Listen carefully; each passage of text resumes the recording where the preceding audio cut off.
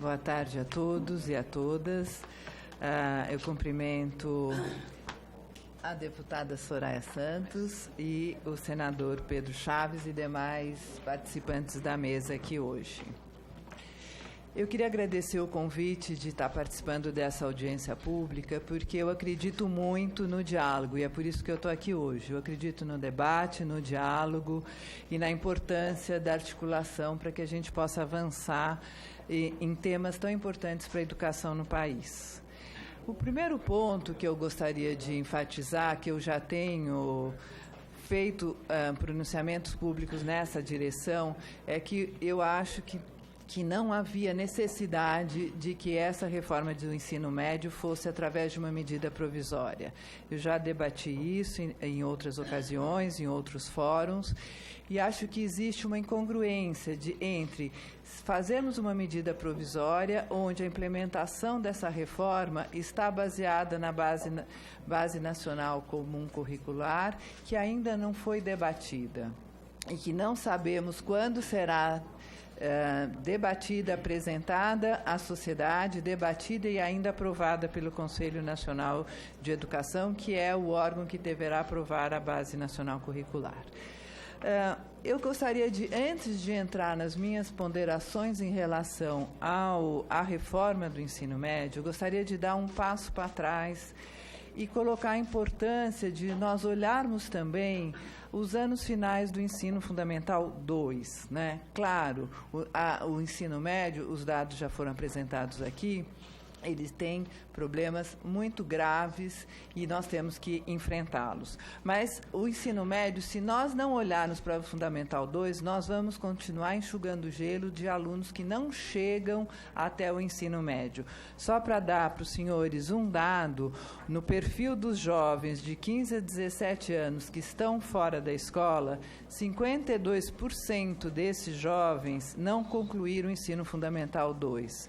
Então, nós temos questões fundamentais relativas a trabalhar para que esse jovem permaneça no Fundamental 2, programas de aprendizagem, de correção de fluxo, programas de formação de professores é fundamental para que a gente possa estar fazendo com que esses alunos terminem o ensino fundamental 2 e que a gente alcance uma maior qualidade no ensino fundamental 2 para que quando nós chegarmos no ensino médio, esses alunos cheguem até o ensino médio, um primeiro ponto, e eles cheguem mais bem preparados no ensino médio para que a gente possa realmente avançar em termos de qualidade da educação e em termos de qualidade do próprio ensino médio.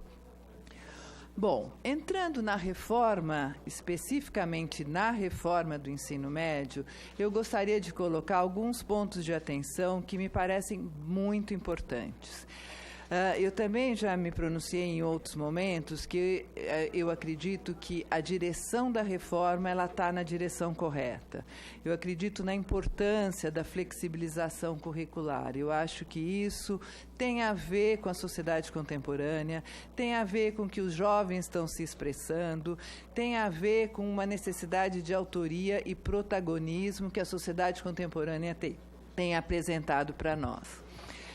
Agora, eu acho que o que é importante a gente estar discutindo é pensar que os percursos educativos, eles devem ser garantidos a todos os alunos. A escolha é fundamental e é disso que nós estamos falando quando nós estamos propondo diferentes percursos educativos. É a garantia da escolha desses percursos pelos alunos. Então, é dentro disso que eu gostaria de fazer algumas colocações que me parecem importantes. A primeira delas é: nós temos quase 1 milhão de alunos que fazem parte de municípios que têm menos de 20 mil habitantes, até 20 mil ou menos de 20 mil habitantes. São municípios pequenos, que têm poucas articulações, poucas empresas, poucas organizações da sociedade civil que possam estar colaborando junto com as escolas. Então, eu acho que é fundamental pensarmos para que esses municípios tenham condições de implementar esses percursos educativos, é ter uma legislação que apoie a articulação entre os municípios, para que isso consiga, para que esses percursos possam ser viabilizados. Nós não temos uma legislação específica que possa dar conta dessas, ou a consórcios, ou a qualquer articulação que seja entre os pequenos municípios. Então, acho que esse seria o meu primeiro ponto de atenção. O segundo ponto de atenção, quando eu já coloquei inicialmente, é a questão da Base Nacional Comum Curricular, né? Eu acho que a proposta, a reforma, ela está apoiada na base. E nós não temos ainda qual será essa base, ela não está ainda em discussão na sociedade. Já teve uma primeira versão, o Ministério achou melhor segurar essa versão, aprovar até o ensino fundamental 2, para que a base relativa ao ensino médio tenha correlação e articulação com a reforma, o que é bastante importante, mas a reforma, por outro lado, só vai ser implementada quando a base estiver aprovada. Então, eu acho que isso é fundamental, que essa base seja discutida com a sociedade amplamente, especialmente com educadores e com as escolas, que são quem vai implementar a base comum curricular. Um terceiro ponto de atenção que eu vejo é a questão da formação técnica. Eu acho que, de novo, pensando nos pequenos municípios, pensando na diversidade brasileira de regiões de norte, nordeste, enfim, as diferenças tão grandes que nós temos, diferentes regionais, a importância de se pensar uma formação técnica que, de um lado, tenha a ver com a realidade daqueles municípios onde a escola está inserida, ou daquela cidade, se for uma grande cidade, da região onde a escola está inserida, né, com a realidade do mercado de trabalho, com a necessidade do mercado de trabalho, e, de outro lado, tem a ver com a contemporaneidade, com profissões que nós estamos pensando para o futuro, olhando para frente, né? Um quarto ponto de atenção que me parece fundamental é a questão da formação dos professores. Nós temos hoje 42% dos nossos professores que não têm formação adequada na disciplina que eles ministram. Se nós estamos pensando em aprofundar percursos educativos para que esses jovens tenham um conhecimento mais consistente da área que foi escolhido, como que professores que não foram formados naquela disciplina vão poder aprofundar essas disciplinas e esse percurso educativo. Então, essa, para mim, é um divisor de águas para que essa reforma consiga ter um maior sucesso e a gente consiga ter melhores resultados. Um último ponto em relação à flexibilização do currículo, que eu gostaria de destacar, é a questão do ensino noturno. Nós temos ainda, no caso de São Paulo, nós temos, acho que são 33% dos alunos que estão em escola, frequentam o ensino noturno. Não é pouca. Não é pouco, não é uma estatística marginal no conjunto dos alunos, no caso do estado de São Paulo. E outros estados isso vai variar, mas em torno de 20% a 30%. Então, o que nós vamos fazer com os alunos do ensino noturno? Eles vão ter essa possibilidade da flexibilização do currículo? Como que isso será gerido? Quais são as condições que as escolas têm hoje e para que esse ensino seja ministrado e que esses alunos também tenham a garantia de escolha de percursos educativos, né? E na reforma, na medida provisória, existe a especificidade do noturno, mas não se diz como que isso vai acontecer. Bom, agora eu vou entrar para um outro ponto que está dentro da medida provisória, que é a questão da educação integral. No SEMPEC, nós temos defendido a educação integral sempre, porque a gente vê pelos estudos e pelas pesquisas uma correlação grande e importante entre educação integral e melhores resultados de aprendizagem. No entanto, Também nós fizemos um estudo no SEMPEC em 4 estados brasileiros, São Paulo, Goiás, Pernambuco e o Ceará, onde a gente constata e confirma essa correlação positiva entre o ensino integral e os melhores resultados, mas também uma correlação consistente entre alunos que frequentam o ensino integral e um maior nível socioeconômico. Então, a minha preocupação neste momento é pensar, bom, primeiro, o ensino de tempo integral, ele vem numa escala muito reduzida. Esses números têm sido colocados entre 300 mil a 900 mil, não importa qualquer que seja entre esses números, que a diferença é muito grande, mas a escala é reduzida. Então, a preocupação primeira é, nós vamos aumentar as desigualdades, porque alunos que vão estar em escola de tempo integral vão ter um ensino tipo A e os demais vão ter ensino tipo B e o noturno ensino tipo C. Quer dizer, nós vamos continuar reforçando essa lógica, que é uma lógica da desigualdade, é uma preocupação muito grande. Então, por quê? No momento de crise, o MEC faz uma opção por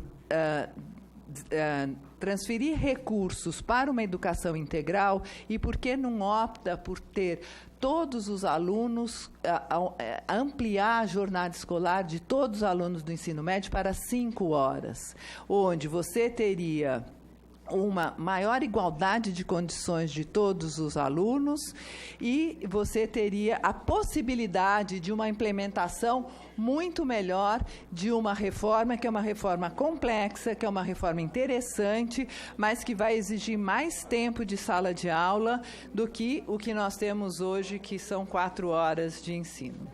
O segundo ponto que eu queria levantar em relação ao tempo integral é a importância da gente evitar as redes paralelas, né? Então, evitar o que eu falei no primeiro momento, que é aumentar as desigualdades. Então, para isso, o que é importante? A importância de nós trabalharmos muito com os gestores, com os diretores das escolas, nas suas competências articuladoras. É importante que a gente possa garantir para aqueles alunos, que são a maioria, que não vão estar em escolas de tempo integral, que eles tenham uma educação de qualidade. Então, essa formação dos diretores e a formação dos professores será fundamental. O que é positivo na questão da educação integral é que a medida coloca a importância de se priorizar áreas de alta vulnerabilidade social. Terceiro ponto, ainda em relação ao tempo integral, né? O repasse, se diz que vai ser um repasse em 2 parcelas, segundo disponibilidade do FNDE. Eu acho que a gente precisa ter muito cuidado, de novo, aqui, para que esses repasses aconteçam. Uma vez que vai se implementar a educação integral, então que esses repasses não sofram o que a gente tem visto acontecer, que repasses, por exemplo, do Mais Educação e de outros, não só agora desse governo, mas de outros governos anteriores, que eles acabam atrasando a parcela, o que inviabiliza o projeto para as escolas que optaram por esse modelo. Um último ponto que eu quero destacar em relação à educação integral ainda é a questão do monitoramento e avaliação. Então, é importante, sim, que a gente faça um monitoramento e avaliação, mas a forma como aparece esse monitoramento e avaliação é um foco onde a redução, se não houver uma redução do abandono, se não houver uma redução da reprovação, se não houver alunos, se a quantidade de alunos que prestarem o Enem for menor que 75%, se esses alunos não tiverem 15 pontos acima dos demais, vai haver punição para a escola. Então, eu acho que monitoramento e avaliação é fundamental, mas o foco aqui é um foco de exclusão. Então, e as escolas que tiverem problemas, como é que isso vai ser, como que nós vamos lidar com isso? Quer dizer, nós vamos trabalhar com alta vulnerabilidade social, será que vão estar dando todas as condições necessárias? E esse monitoramento e avaliação, ele vai ver apenas de uma lógica absolutamente excludente, sem um entendimento do que está acontecendo com cada uma dessas escolas? Então, eu fico muito preocupada realmente com... porque realmente eu não entendo por que no momento de crise existe uma opção em direção a se privilegiar uma parcela pequena, minoritária de alunos que vão estar podendo frequentar escolas de tempo integral. Eu não sei como é que está o meu tempo, é aquele ali dos 6 minutos, ótimo. Então, eu acho que assim, nós temos que nos preocupar, quando estou pensando, né, na questão das igualdades dos direitos. Acho que foi citado aqui antes resultados de PISA, resultados da Inglaterra, do Reino Unido. Se nós olharmos para os países como Finlândia, Canadá, mesmo Coreia do Sul, os países que têm tido, Xangai, né, dentro da China, os países que têm tido boas avaliações no PISA, todos desde os seus ministros, passando por secretários, passando por diretores de escola, professores e alunos, todos eles têm muito claro que a importância fundamental da educação e o sucesso dessa educação está na garantia da igualdade de uma educação de qualidade para todos, está na garantia dos direitos de todos os alunos. Então, eu me preocupo bastante de pensar que nós temos, sim, é urgente fazer uma reforma no ensino médio.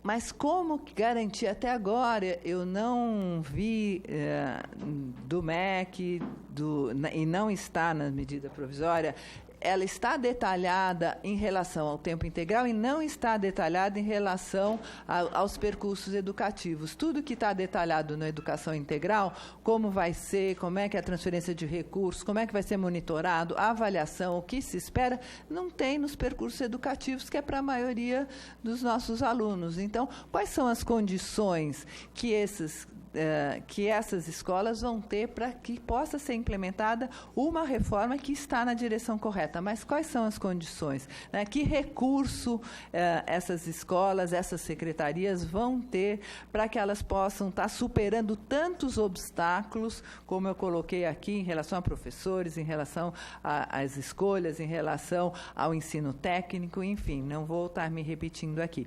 Então, assim, quais são as condições reais que nós vamos poder oferecer para essas secretarias dos diferentes estados para que para a implementação da reforma do ensino médio, né? Eu acho que isso é uma questão que tem que ser respondida. E como que nós vamos estar definindo um padrão básico de qualidade para todos os nossos alunos nesse primeiro ano e meio antes dos percursos educativos que nós estamos, né? Quer dizer, qual é a garantia que nós vamos ter que esses alunos vão poder ter uma educação de qualidade? Porque não adianta a gente reformular e reorganizar o que está ruim, vai ficar ruim com outra cara, né? Então, nós temos que reorganizar dando condições para que haja um salto, né? E as condições do que eu estou vendo, e posso estar enganada, mas do que eu estou vendo e do que aparece nessa medida provisória são as condições para a educação integral. Né? Então, assim, quais são as condições que vão possibilitar que essas escolas tenham condição de implementação da Base Nacional Comum Curricular? Né? Que condições os professores vão ter para ser formados para que eles possam implementar essa base nas suas escolas? Né? Qual é a política de formação de professores? De novo, se nós temos 42% dos professores que não são formados na disciplina da qual eles ministram as suas aulas, como é que ele vai ser formado? Né? Como é que esses alunos vão poder aprofundar com professores que não são formados naquela disciplina? Outro ponto fundamental, a infraestrutura das escolas. Eu não tenho os números aqui, mas nós todos sabemos, um percentual grande de escolas que não tem laboratórios, que não tem biblioteca, não tem Wi-Fi, quer dizer, nós estamos falando de percursos educativos, sociedade contemporânea, para os alunos terem maior interesse, e as escolas não têm Wi-Fi. Como é que nós vamos ter? Né?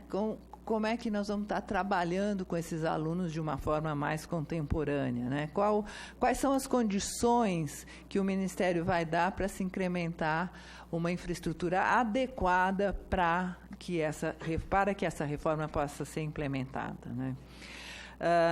finalmente, assim, de novo, reforçar a importância que essa formação técnica, eu concordo que ela é fundamental. Nós temos alunos que não estão, ainda, infelizmente, acho que em torno de 17% dos alunos entre 18 e 24 anos estão no ensino superior. É um índice muito baixo ainda, menor do que muitos países da América Latina. Então, esses alunos, é importante que, primeiro, eles vão para a universidade, mas os que não foram, que tenham uma formação técnica. Mas essa formação técnica tem que estar adequada ao mercado de trabalho e à sociedade contemporânea, aos anseios dos jovens, porque senão também eles não vão fazer, né? Nós não vamos ter só a formação de cabeleireiro, de marcenaria, porque eles não vão querer, ou só de administração de empresas, que não precisa laboratório, não precisa nada, é mais fácil. E, finalmente, reforçar ainda a questão do ensino noturno. Eu acho que é preciso que a gente tenha consciência que um contingente muito grande dos nossos alunos estão nesse ensino noturno. Ele tem que ter flexibilidade, ele tem que se adequar a uma realidade de um aluno que trabalha, de um aluno que muitas vezes é um jovem mais velho, mas é fundamental que esse aluno que está no ensino noturno, que muitas vezes não vai ter condições de entrar no ensino no tempo regular, diurno, que ele tenha condições de um padrão básico de qualidade para que ele possa estar fazendo um ensino médio de qualidade, se qualificando para o mercado de trabalho e se qualificando para participar como cidadão na nossa sociedade. Agradeço. Meu tempo se esgotou. Obrigada. Agradeço a professora Maria Alice Setúbal, ao mesmo tempo que encerro essa primeira rodada, pedindo que os palestrantes possam desocupar, e convido automaticamente os próximos palestrantes, Ricardo Henriques, Danival Roberto Alves e Marisa Abreu, que possam fazer parte da segunda rodada da mesa. Quero lembrar, enquanto a mesa vai sendo recomposta, que essa audiência pública que está sendo gravada, no momento das perguntas, ela também terá um caráter interativo, com a possibilidade de participação popular. As pessoas que tenham interesse em participar podem enviar comentários pelo senado.leg.br/e-cidadania ou pelo 0800 61 2211.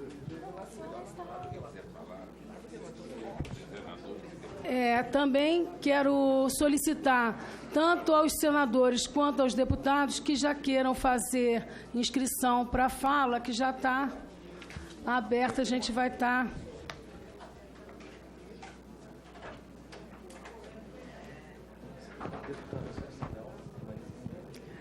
Ricardo, você podia escrever? Pode escrever.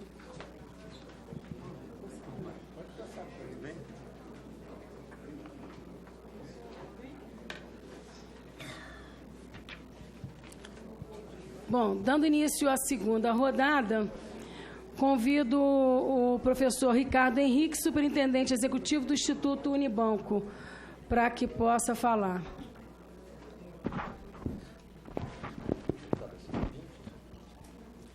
O seu tempo está assegurado. São na verdade, 15h42. Boa tarde.